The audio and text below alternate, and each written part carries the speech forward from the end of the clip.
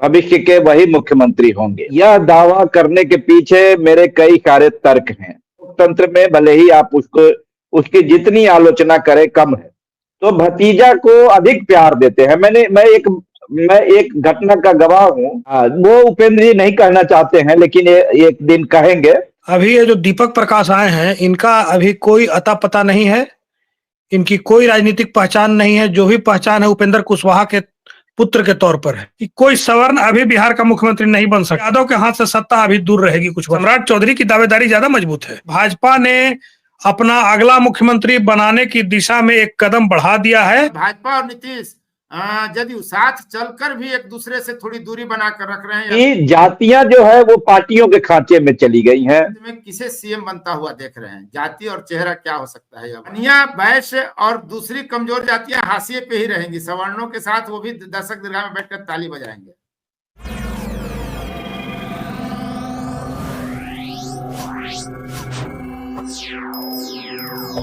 नमस्कार, मैं उपेंद्र कश्यप और आप देख रहे हैं फोर्थ व्यूज। बिहार में चुनाव के बाद नए मंत्रिमंडल का गठन हो गया है और एक चर्चा जबरदस्त चल रही थी कि नीतीश कुमार सीएम बनेंगे या नहीं, लेकिन नीतीश कुमार को सीएम बनाया गया। लेकिन सम्राट चौधरी को गृह मंत्रालय देकर यह संकेत देने की कोशिश की गई कि सत्ता का हस्तांतरण अब हो गया है और औपचारिक ऐलान नए सीएम का बाकी है। आने वाले समय में कभी भी नया सीएम बिहार को मिल सकता है। सम्राट चौधरी को गृह मंत्रालय मिला है और बीते 2 दशक से जब नीतीश कुमार सीएम है तब से गृह मंत्रालय उन्हीं के पास रहता था। इसके अलावा नए नाम भी है कि बिहार में भविष्य का सीएम कौन हो सकता है। कहा यह भी जा रहा है कि दौर था जब भूमिहार और राजपूत और ब्राह्मण बिहार के सीएम बनते थे, लेकिन अब सवर्ण नहीं। जब से लालू प्रसाद का उदय हुआ है, लालू, राबड़ी, नीतीश, जीतन राम मांझी, यानी अब मान करके चला रहा है कि पिछड़ा, अति पिछड़ा और दलित जाति का ही कोई व्यक्ति सीएम बन सकता है। चुनाव परिणाम जिस तरह से आए, भारी जीत हार का जो अंतर हुआ, उससे एक बात यह भी अब कही जाने लगी है कि यादव मुख्यमंत्री की संभावना न्यूनतम बन गई है। तो ऐसे में बिहार का अगला सीएम कौन होगा, हम इसी मुद्दे पर चर्चा कर रहे हैं। और हमारे साथ आज हैं डॉक्टर अरुण कुमार, पाटलिपुत्रा विश्वविद्यालय के प्रोफेसर हैं। उपेंद्र कुशवाहा और नीतीश कुमार के काफी करीबी माने जाते हैं। चुनाव विश्लेषण इनका काफी सटीक रहा है। एक पोस्ट इनका रहा ऐसा कि वो पूरा बवाल मचा दिया नए मुख्यमंत्री को लेकर के, भावी मुख्यमंत्री कह लीजिए। और प्रोफेसर संजीव रंजन जी है, मगध विश्वविद्यालय में सहायक प्राध्यापक हैं और काफी बेबाक और सटीक विश्लेषण करते रहे हैं। सर, अरुण कुमार के पास सबसे पहले चलते हैं, उनकी टिप्पणी लेते हैं। उन्होंने एक पोस्ट डाला कि भावी सीएम बिहार को मिल गया है, उसे मंत्रिमंडल में जगह दी गई है। नेपोटिज्म का भी आरोप लगते रहा है। तो क्या भविष्य का सीएम सम्राट चौधरी होंगे या कोई और होगा? अरुण जी किसे मानते हैं? कई नाम सामने हैं। नीतीश कुमार के पुत्र का भी जिक्र हुआ था, निशांत कुमार का। तो अब क्या होगा? 3 नाम तो साफ हैं, तीनों कोरी और कुर्मी हैं। तो अरुण जी, आप किसे भावी सीएम मान रहे हैं? बहुत बहुत धन्यवाद उपेंद्र कश्यप जी, ये भविष्य के मुख्यमंत्री पर चर्चा करने के लिए। और मैंने अपने फेसबुक पोस्ट में लिखा कि उपेंद्र कुशवाहा जी के पुत्र जो अभी नीतीश कुमार के मंत्रिमंडल में शामिल किए गए हैं, एक तरह से बिहार के वो अगले भविष्य के वही मुख्यमंत्री होंगे। और यह दावा करने के पीछे मेरे कई सारे तर्क हैं। एक सबसे बड़ी पहली बात मैं ये कहना चाहता हूं कि आम जनता के लिए परिवारवाद कोई मुद्दा नहीं है, बल्कि आम जनता परिवारवाद को और सकारात्मक रूप से लेती है। जैसे कि यदि कोई पूर्व विधायक या पूर्व सांसद का बेटा अगर मतलब परिवार का कोई व्यक्ति अगर निर्दलीय चुनाव में आए और कोई साधारण कार्यकर्ता चुनाव में आए, तो अधिक संभावना है कि परिवारवाद के जन्मे व्यक्ति को ज्यादा वोट आएंगे, ये अधिक संभावना। तो परिवारवाद भले ही आम जनता के लिए कोई मुद्दा नहीं है। लोकतंत्र में भले ही आप उसकी जितनी आलोचना करें कम है।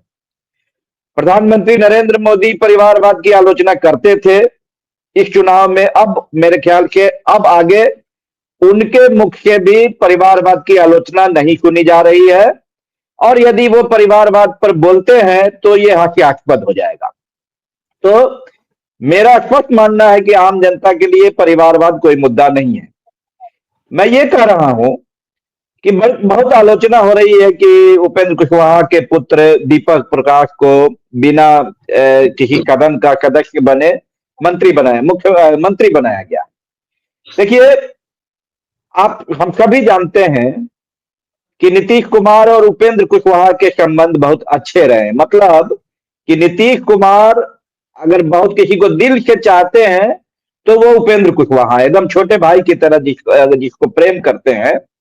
हालांकि उपेंद्र कुशवाहा स्वभाव के चंचल हैं, उनकी इस चंचलता के पीछे उनकी महत्वाकांक्षा है और यह महत्वाकांक्षा उन्हें बार बार उनके और नीतीश कुमार के संबंधों में उतार चढ़ाव लाती है। मतलब इन दोनों के संबंध बनते बिगड़ते रहे हैं। लेकिन जहां तक मैं जानता हूं, उपेंद्र कुशवाहा के पुत्र जो दीपक प्रकाश हैं वो नीतीश जी के बहुत करीब रहे हैं, क्योंकि नीतीश कुमार और उपेंद्र कुशवाहा का जो संबंध छोटे भाई और बड़े भाई का रहा है, तो एक तरह से वो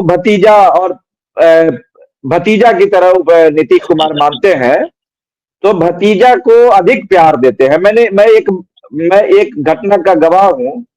जब उपेंद्र कुशवाहा और नीतीश कुमार के संबंध अच्छे नहीं थे, दोनों में बातचीत नहीं होती थी और किसी काम के लिए नीतीश जी को फोन करना था, तो उपेंद्र जी ने अपने बेटे को कहा कि चाचा को फोन करो। मतलब कि दीपक प्रकाश ने नीतीश जी को फोन किया। मतलब कि नीतीश कुमार बहुत ज्यादा प्यार करते हैं, ज्यादा मानते हैं, अगर इसको दुलार करते हैं दीपक प्रकाश को। नीतीश जी के पुत्र जिनको लोग कहते हैं कि राजनीति में आएंगे, लेकिन वो मुझे नहीं लगता कि राजनीति उनके लिए बनी है या वो राजनीति के लिए बने हैं। तो नीतीश जी नहीं चाहेंगे कि उनके पुत्र राजनीति में आए, तो उन्होंने दीपक प्रकाश को एक तरह से अपना उत्तराधिकारी चुना है। ये मैं बहुत दावे के साथ कह सकता हूं। एक बात, इसलिए इन्हें उपेंद्र कुशवाहा के कोटे से मंत्री नहीं बनाया गया। मैं बार बार कह रहा हूं कि नीतीश जी ने खुद इनिशिएट, मतलब खुद जो है वो आगे बढ़कर उपेंद्र कुशवाहा के बेटे को मंत्री बनाया है। ये बात उपेंद्र कुशवाहा क्यों नहीं करे? उन्होंने तो कहा कि हमारी पार्टी डूब जाती है, हमारे लोग भाग जाते हैं, मैं पीड़ित रहा हूं, इसलिए मैंने पुत्र को बनाया। दीपक प्रकाश से पूछा गया तो कहे कि मंत्री क्यों बनाया गया ये पापा जी बताएंगे। हाँ, वो उपेंद्र जी नहीं कहना चाहते हैं, लेकिन एक दिन कहेंगे, या हो सकता है उनकी कोई व्यवस्था है।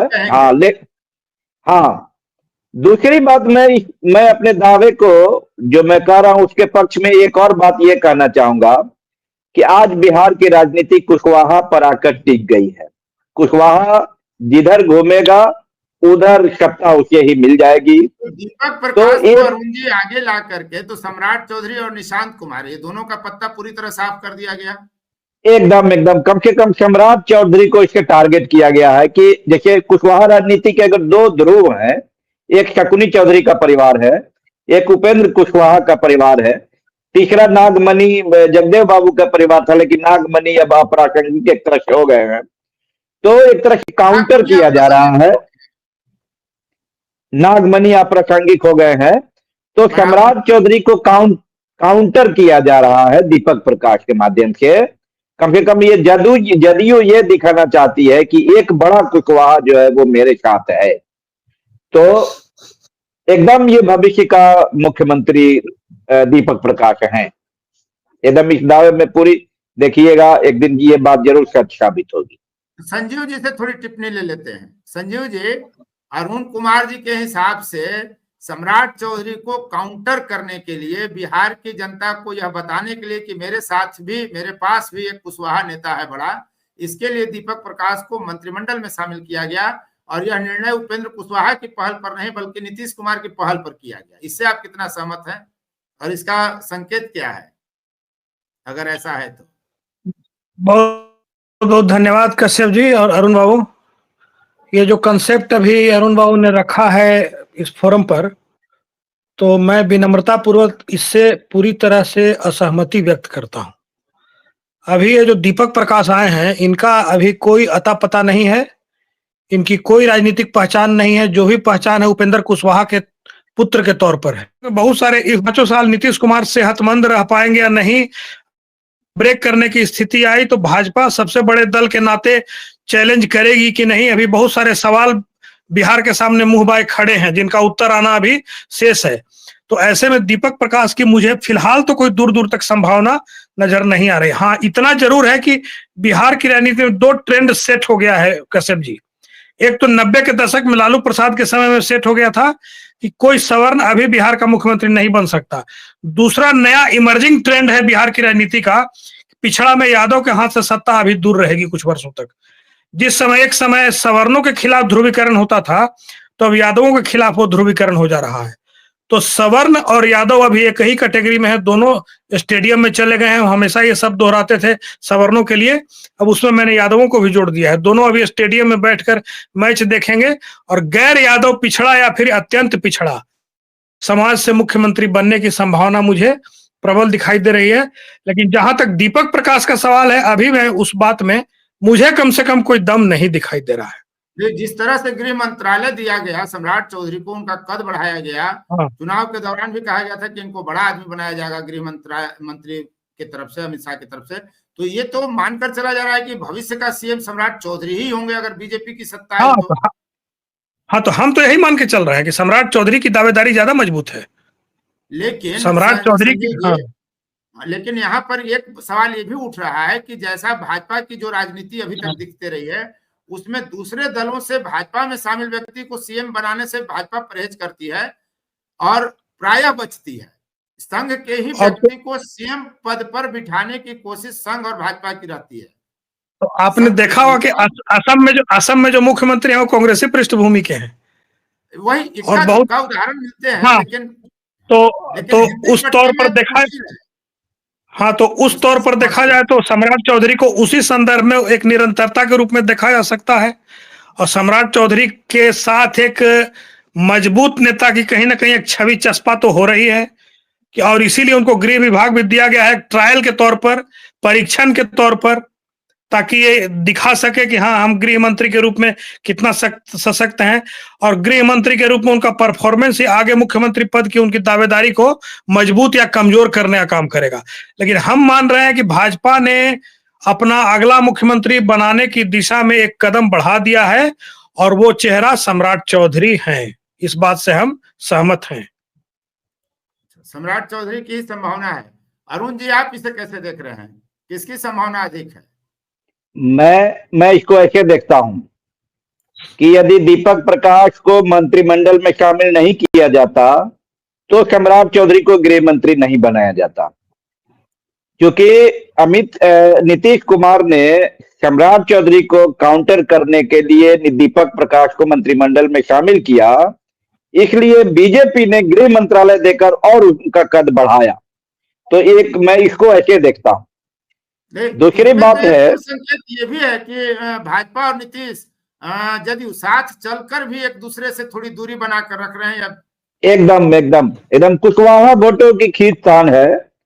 अभी मैं बार बार यही कह रहा हूं कि कुशवाहा वोट, देखिए इसको देखिए, राष्ट्रीय जनता दल की हार को लोग यादवों के खिलाफ मोबिलाइजेशन के रूप में देखते हैं। मेरा ऐसा नहीं मानना है। मेरा ये मानना है कि सभी अधिकांश जातियां जो पार्टियों के खांचे में फिट हो गई हैं, जैसे यादव और मुसलमान राजद में फिट हो गए हैं, पासवान चिराग पासवान के साथ फिट हो गया है, सवर्ण और बनिया बीजेपी के साथ फिट हो गया है, और कुशवाहा कुर्मी अति पिछड़ी जातियां नीतीश कुमार के साथ फिट हो गई हैं। अब पार्टियां गठबंधन करेंगी तो चुनाव जीतेगा। यही बात अगर नीतीश कुमार अगर राजद के साथ आ जाते तो महागठबंधन चुनाव जीत जाता, तो लोग उसको यादवों के खिलाफ मोबिलाइजेशन के रूप में नहीं देखते। क्या कहते हैं आप बताइए? 2015 में जब वही नीतीश कुमार जब राष्ट्रीय जनता दल के साथ थे और उसी तरह की विक्ट्री हुई, तो उसको तो यादवों के खिलाफ मोबिलाइजेशन के रूप में नहीं देखा गया, किसी ने नहीं देखा। तो इस जीत को मैं एकदम नहीं मानता हूं कि यादवों के खिलाफ ये मोबिलाइजेशन है। सभी जातियां चूंकि पार्टियों के खांचे में फिट हो गई हैं, और पार्टियां जैसे जैसे गठबंधन कर रही हैं, जातियों का गठबंधन हो जा रहा है। देखिए, राजनीतिक समीकरण जो है वो सामाजिक समीकरण बना दे रहा है, इसलिए ये है। आप ये देखिए कि पिछले चुनाव में सिर्फ चिराग पासवान के छिटकने से राजनीति बदल गई थी, मतलब रिजल्ट बदल गया था ना। तो और राष्ट्रीय जनता दल 80 सीट जीत कर आ गया था। तो उस समय तो कोई किसी ने नहीं कहा कि यादवों के खिलाफ ये मोबिलाइजेशन है। तो या नीतीश कुमार अगर राष्ट्रीय जनता दल के साथ रहे और भाजपा हार जाएगी तो कोई नहीं कहेगा कि अगली जातियों के खिलाफ ये मोबिलाइजेशन है। तो मैं इसको इस तरह से देखता हूं। मेरा ये मानना है कि जातियां जो है वो पार्टियों के खांचे में चली गई हैं। जैसे जैसे गठबंधन होता है उसी हिसाब के रिजल्ट आता है। राष्ट्रीय जनता दल को हराने के लिए एकदम जरूरी है कि सभी लोग एकजुट रहे। जब तक ये सब लोग एकजुट नहीं होंगे, इतनी मजबूत ताकत है आरजेडी के पास, मुस्लिम और यादव का जो समीकरण है वो जबरदस्त है। नहीं, इसके अलावा जो राष्ट्रीय जनता दल को जो वोट आए वो सिर्फ मुसलमान और यादव का तो वोट नहीं है, वो उसके साथ दलितों और पिछड़ों का, जो कि लालू यादव, जिनकी चेतना लालू यादव के शासनकाल में जिनकी बनी है, वो लालू यादव के बहुत बड़े सपोर्टर हैं। जो राजद को जो 1 करोड़ कितना 20 लाख शायद वोट आया है, वो सिर्फ यादवों और मुसलमानों का वोट नहीं है वो। तो इसको ऐसे देखना चाहिए। दूसरी बात, दीपक प्रकाश पर मैं फिर से आना चाहूंगा कि दीपक प्रकाश एक अभी देखिए राजनीति में क्या है कि राजनीति बहुत, जैसे हम लोग व्यवहारिक राजनीति और सैद्धांतिक राजनीति में हम लोग ये मान के चलते हैं कि जिसके पास जो नीचे से आए, मतलब जो काम करके आए ऊपर, उसकी पहचान बनेगी। लेकिन व्यवहारिक राजनीति में यदि कोई मंत्री डायरेक्ट बन जाता है तो उसकी पहचान ज्यादा बन जाती है, ज्यादा तेजी से बनती है, ताकतवर दिखता है, ज्यादा ताकतवर दिखता है, ताकतवर दिखता है उसके, क्योंकि सत्ता के केंद्र जो है वो लोगों को आकर्षित करते हैं। आप बहुत अच्छे आदमी हैं लेकिन आपके पास ताकत नहीं है तो आपके लोग नहीं जुड़ेंगे, आपकी पहचान नहीं बनेगी। तो ये मंत्री बनाकर ये बड़ा काम नीतीश कुमार ने दीपक प्रकाश को मंत्री बनाकर एक नई पहचान दे दी है। आज देखिए कि बिहार क्या, पूरे भारत में दीपक प्रकाश को लोग पहचानने लगे हैं, जानने लगे हैं, और एक सत्ता का केंद्र हो गया। इसमें अगर नीतीश कुमार के उसमें संरक्षण में इनका प्रशिक्षण होगा तो ये आगे जाएंगे, ये मेरा पूरा विश्वास है। संजीव जी, ये आगे संजीव जी से टिप्पणी ले लेते हैं। संजीव जी, अरुण जी ने चर्चा की सैद्धांतिक और व्यवहारिक राजनीति की, आप इसे कैसे देखते हैं? सैद्धांतिक राजनीति का कहीं कोई स्कोप बिहार या कहीं भी नहीं बच गया है, किसी भी दल के स्तर पर नहीं बच गया है, नहीं कहीं नहीं बच गया है। हाँ, उसको ठीक है कि एक विचारधारा के आवरण तले बहुत सारी चीजें ढक जाती हैं, लेकिन अभी winnability by hook and the crook चुनाव जीतना ही सबसे बड़ी रणनीति हर राजनीतिक दल के स्तर पर हो गई है। हाँ, विचारधारा का लेप लगा दिया जाता है, उसमें कभी धर्म और जाति का भी मुलम्मा चढ़ा दिया जाता है, ये सारी चीजें लगने सैद्धांतिक राजनीति के दिन लद गए। वरना आप देखिए ना, यही एनडीए के अंदर परिवारवाद को लेकर के बहुत सारी बातें होती हैं, राजद पर कटाक्ष होता है, कांग्रेस पर कटाक्ष होता है। ठीक है, राजद परिवारवादी है, कांग्रेस भी परिवारवादी है, मैं मानता हूं, लेकिन उपेंद्र कुशवाहा जी ने अभी जो किया, कम से कम मैं तो उसका समर्थन नहीं कर सकता। अगर यही करना था तो 1 साल पहले से, ये तो बहुत हद हो गया, एक्सट्रीम हो गया, इसके लिए तो मेरे पास शब्द ही नहीं है। 1 साल पहले उसको लॉन्च कर देते वो और सार्वजनिक जीवन में कुछ सक्रियता दिखा करके तब आगे आता तो एक बात समझ में आती, तो सीधे सीधे उतार देना, उन्हीं को चुनाव लड़ा दिया जाता। हाँ, चुनाव लड़ा दिया जाता और विधायक बन के कुछ दिन तपते रगड़ते अपने आप को, तो सीधे काबीना में ले लेना ये समझ से परे है। और उसके बचाव में जो उपेंद्र कुशवाहा तर्क दे रहे हैं वो और हंसी के पात्र बन रहे हैं, हम समझ रहे हैं, ये बिल्कुल बेकार की बात है। संजीव जी, अगर मान लीजिए जैसा आप कह रहे हैं कि यादव और सवर्ण दर्शक दीर्घा में बैठेंगे स्टेडियम में, वो सीएम नहीं बनेंगे, आपकी इस बात को अगर आगे बढ़ाया जाए तो आप भविष्य में किसे सीएम बनता हुआ देख रहे हैं? जाति और चेहरा क्या हो सकता है यह वर्ग? मतलब इनके बाद नेक्स्ट टू बी नीतीश के बाद, हाँ, नीतीश के बाद, नीतीश के बाद तो हमको तो संभावना दिखाई दे रही है सम्राट चौधरी के बनने की। बीजेपी उनको बनाएगी। हाँ, लग तो रहा है, हमको यही लग रहा है। निशांत की संभावना दूर दूर तक नहीं है।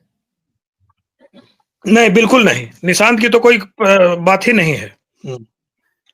तो ठीक है, अब सवर्ण बन गए सीएम बिहार के, और पिछड़ी जाति की सबसे दबंग, सबसे मजबूत, सबसे संख्या बल में मजबूत जाति यादव बन गया सीएम। बिल्कुल। और फिर कुर्मी बन ही गए। सब पिछड़ों में सबसे ज्यादा पढ़ा लिखा तबका कुर्मियों को माना गया 1931 की जनगणना के अनुसार, वो भी सीएम बन गए। अब आपको कोयरी भविष्य में नजर आ रहे हैं, लेकिन जो कमजोर जातियां हैं, दशमलव वाली जातियां हैं, जो वैश्य जातियां हैं, जिनका समूह 30-32% तक चला जाता है, 22 से 32% तक वैश्य जातियां, जो बीजेपी का कोर वोटर मानी जाती हैं, उनकी संभावना कहां तक दिख रही है आपको संजय जी? मैंने आज के डेट में बिहार में तो कम से कम नहीं दिख रही है। मतलब बनिया, वैश्य और दूसरी कमजोर जातियां हाशिए पे ही रहेंगी, सवर्णों के साथ वो भी दर्शक दीर्घा में बैठकर ताली बजाएंगे। हाँ, फिलहाल तो यही लग रहा है। अभी तो मुझे कुशवाहा की दावेदारी मजबूत दिखाई दे रही है। आप इस पर क्या कहेंगे अरुण जी, अंतिम टिप्पणी? नहीं, देखिए जातियां, वैश्य समूह की जातियां क्या करेंगे? देखिए, भारतीय जनता पार्टी मुख्यमंत्री कमजोर या कम संख्या वाली जातियों को मुख्यमंत्री बनाती है आमतौर पर। उसका सबसे गलत उपयोग उसका यूपी में हुआ, उसने मजबूत जाति को बनाया मुख्यमंत्री। लेकिन योगी आदित्यनाथ को बनाने के पीछे ये तर्क था कि भाई ये नाथपंथी हैं, तो निर्जात व्यक्ति हैं, इस कारण मतलब ये तर्क था बनाने के पीछे। तो आमतौर पर बीजेपी कमजोर जाति, जो कम संख्या वाली जाति को मुख्यमंत्री बनाने की कोशिश करती है। तो अगर आने वाले समय में बनिया के मुख्यमंत्री बन सकता है, ये कोई मतलब वो बन सकता है। बनियों को उसकी संख्या के हिसाब से हिस्सेदारी मिलना मुश्किल है। जैसे बनिया अपनी संख्या के हिसाब से विधायक नहीं बनाए जाएंगे, बनिया अपनी संख्या के हिसाब से सांसद नहीं बनाए जाएंगे, मंत्री नहीं बनाए जाएंगे, लेकिन मुख्यमंत्री बना देगा। मुख्यमंत्री बनाने में कोई झंझट नहीं है। और जैसे बनिया जाति ऐसी जाति है जो कि उस तरह से विद्रोह नहीं करती है नेतृत्व के खिलाफ। देखिए, झारखंड में रघुवर दास को बनाया तो बनाया जा सकता है, इसमें कोई दो राय नहीं है, लेकिन कुशवाहा के नाम पर ही राजनीति होगी। राजनीति होगी कुशवाहा के नाम पर, क्योंकि यही एक जाति है जो राजनीति में अभी बुरी तरह से छटपटा रही है। इसके अंदर छटपटाहट है। छटपटाहट इसलिए है कि उसने देख लिया कि भाई अगड़ी जाति के लोगों ने शासन किया, पिछड़ों में भी यादव और कुर्मी लोगों ने शासन किया, और हम लोग अभी तक ठगे रह गए हैं। तो अभी देखिए कि सबसे ज्यादा कुशवाहा विधायक जीत कर आए हैं अभी, मतलब पिछड़ों में कुशवाहा विधायक जीत कर आए हैं। तो छटपटाहट है, तो सभी पार्टियां चाहेंगी। नहीं, यादव की शायद ज्यादा है, 28 है मेरे ख्याल से। यादव 28 है, कुशवाहा 26 है, देख लीजिएगा। अच्छा, 26 यादव 26 है, हाँ, कुशवाहा 26 है। हाँ, तो मतलब यादव के जस्ट बाद आ गए, तो ये भी एक बड़ी उपलब्धि है उनके लिए। तो कुशवाहा में छटपटाहट है, और इस छटपटाहट को भुनाने की कोशिश भारतीय जनता पार्टी कर रही है। क्योंकि देखिए, भारतीय जनता पार्टी लगातार प्रयोग कर रही है। आप बीजेपी कोटे के जो मंत्री बने हैं उनका प्रयोग देखिए, जो अभी 1.5 साल पहले बने थे उसमें से बहुत लोगों को हटा दिया। देखिए, नीतीश मंत्रिमंडल में बहुत कम नए लोग आए, लेकिन बीजेपी कोटे से देखिए कि बहुत नए लोग आ गए। तो बीजेपी लगातार प्रयोग कर रही है। अरुण जी, और बहुत बहुत धन्यवाद आप दोनों का कि बिहार की राजनीति किस दिशा में जा रही है, किसके मुख्यमंत्री बनने की संभावना अधिक है, किसकी संभावना कम है तो क्यों है, अधिक है तो क्यों है, सब कुछ दर्शकों को पूरी तरह बेबाकी से और स्पष्ट तरीके से आप दोनों ने अपनी बातों के जरिए रखा। सबको बहुत बहुत धन्यवाद। धन्यवाद। फोर्थ व्यूज, चौथा विचार, बाकी